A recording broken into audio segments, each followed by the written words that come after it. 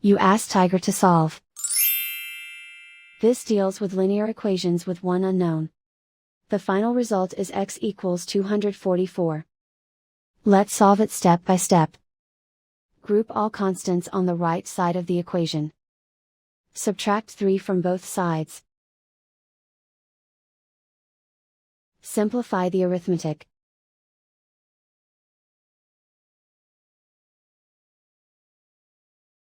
Isolate the x.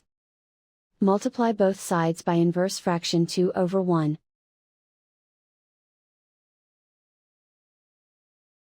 Group like terms. Multiply the coefficients. Simplify the fraction. Simplify the arithmetic. And so the final result is x equals 244.